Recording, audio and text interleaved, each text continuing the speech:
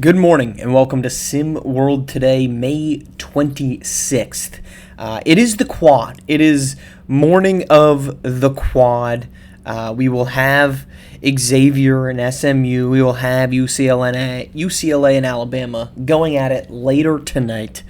I am Marsh, alone on this Monday morning, and appreciate you joining us. But we're going to start today's conversation and today's setting of the week, if you will, with the SWBA, where the Wolves and the Knicks each get on the board. The Wolves bark back. I don't know if Wolves bark, but they howl back then with a stunning game that was never close blowout win over the Oklahoma City Thunder. We have a very easy way of going about things when it comes to the SWBA. And I think the SWBA does this more so than any other professional league, certainly more than the SWFL, which simply doesn't exist with these series. But we see a 2-0 series lead, and this is a tale as old as time. And we say, it's done. It's over with. Can't come back. Team's dead. Write it up. Call it dead. And this is same could be said for the second game, Knicks-Pacers, but let's start with the Wolves. We did this when the Bucks and the Suns were in the finals in 2021. Was that it? I think so. Anyway, and the Suns win 2 at home, and we say it's over. The Suns are winning this thing. Chris Paul's going to get a ring. They're going to Milwaukee, and we're taking care of business. And look, the Wolves could come out tonight, and they could lose Game 4, and it could be 3-1, headed back to Oklahoma City with a chance to go to the SWBA Finals. It's possible, okay? But until the venue changes, and the team that's supposed to lose loses or doesn't lose, this thing is not done, and that's what the Wolves showed. They finally got good games from their role players. They finally got a huge Julius Randle game. But what they did was something that we talked about last week, was playing 48 minutes. I thought the Thunder in those 2 games in Oklahoma City did a fantastic job of jumping out the gate, playing competitive, and then finding the moment to shift the tide. And they did that in the third quarter, second and third quarters of pretty much both Game 1 and Game 2. The Minnesota Timberwolves did a phenomenal job in Game 3 of not allowing that to happen. They jumped out the gates right away and said, we are not going to be on our home floor getting beat embarrassingly this way. You had an explosive Anthony Edwards night. You had a great Julius Randle night. Your secondary guys started to play like they can. And that's the other thing. You go on the road, role players just don't play well when they're on the road. They just don't. So to, again, get this concern that this series is going to be over because role players didn't play well, and it's not universal, but because role players didn't play well in Oklahoma City, one of the hardest places to play in the entire SWBA. Of course that was going to happen. And so they come home, a friendly environment, they settle down, and they jump out the gates immediately. This was huge. Obviously, this was huge because you can't go down 3-0. Obviously, this was huge. But what Minnesota did in that Game 3, I thought was outstanding. They answered the call. They did what people thought they couldn't do. Now we've got ourselves a series, and if we get a Game 4 win by Minnesota, which is certainly on the table. I mean, this series has been an absolute snoozer, right? I mean, none of the 3 games have come down to the fourth quarter, unlike the opposite side of the bracket, which we'll talk about. All 3 of these games have been pretty mundane, right? It's never been competitive. Second half has been a blowout, and you just kind of move on. I've enjoyed watching the Eastern Conference more because the games are actually legitimately entertaining.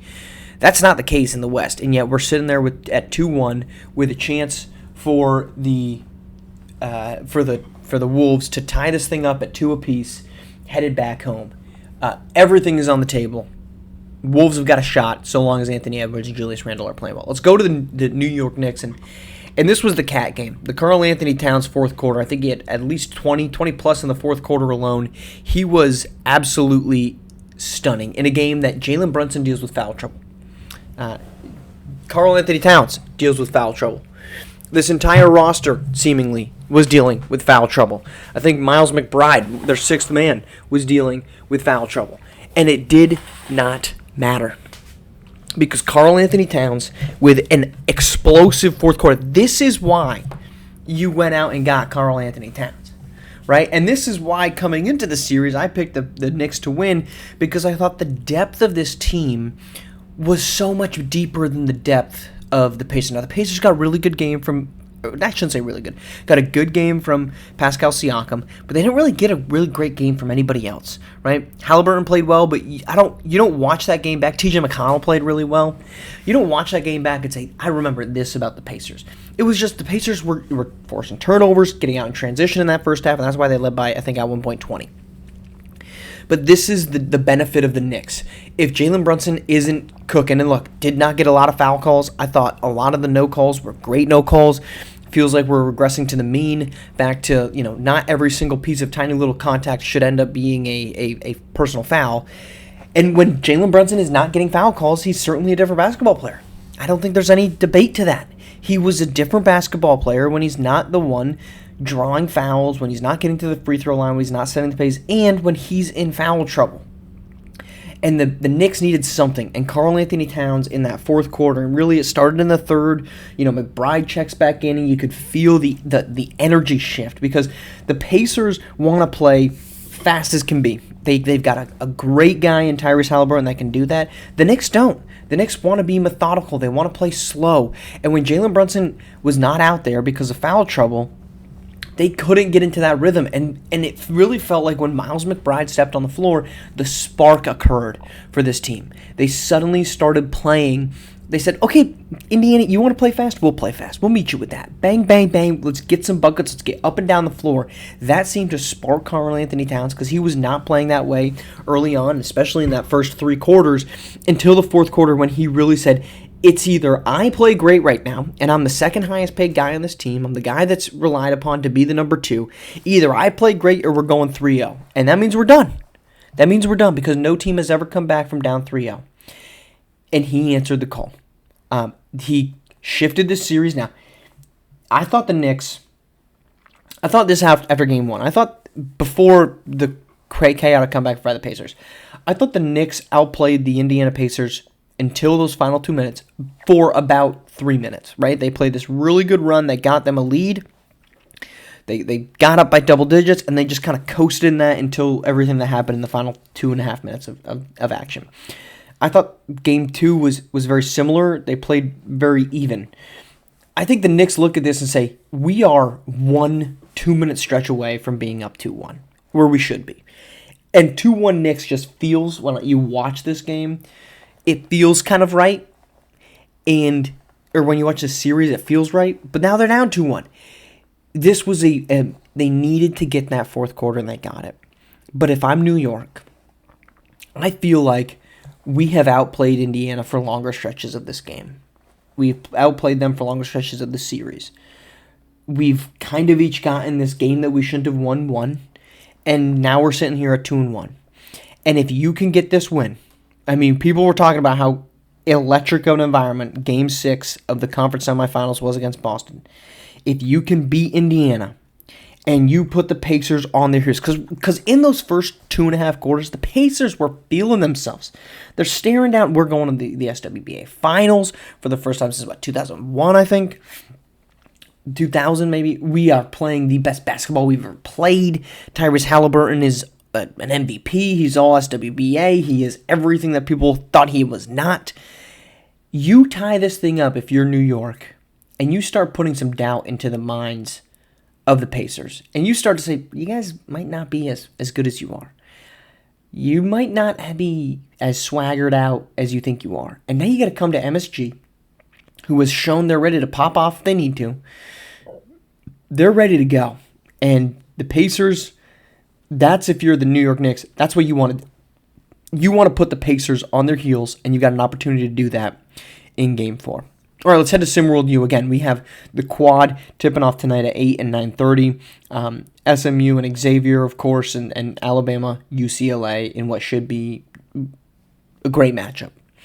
The question, is this the most shocking hoops area? And I'm going to sit here and say yes. And this shouldn't be a surprise that this is yes. My opinions aside on if it's good or bad, this is the most shocking. Why? 2 16 seeds win. 3 number 15 seeds win. We are going to have the lowest ranked team to ever make a national championship game, regardless of who it is, between SMU and Xavier. They are the 2 lowest teams to make the quad in general. This is a incredibly historic hoopsteria. And yes, it's disappointing that Lamarian Sherwood doesn't get a chance to go at Alabama. Sure, it's disappointing that Cooper Flagg does not advance out of the opening weekend. Sure, it's unfortunate that Arthur Lattimore, that Nas Hall, that Newly Cox and Travion Novick are all left watching this all unfold. That's all upsetting, right?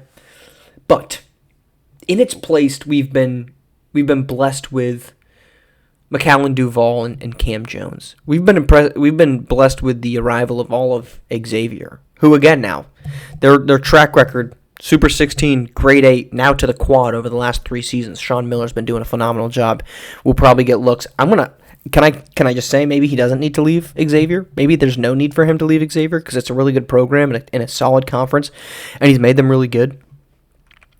There's so much that we found. And on the right side of the bracket, we got Alabama, UCLA, 2 teams that is no surprise they're playing in a quad matchup. Alabama was a number 1 team for long stretches of the season. They were the number 1 team that people thought, hey, maybe they shouldn't be. UCLA was a top 10 team until the final 2 weeks of the regular season before they faded out of it. And then not playing well in the tail end of conference plays, it doomed them.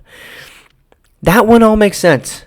And I think that this is maybe the porridge might be perfect for the Hoopsteria. Maybe not early on, right, where you lose all your good teams. I'm not saying that part was perfect, but we have one matchup that will be between UCLA and Alabama, which will feature a multitude of guys that will be playing in the SWBA. And then Xavier and SMU, there's probably a handful of guys there. I think Duval's got a chance. Cam Jones has got a shot. But for the most part, those are probably not future SWBA guys.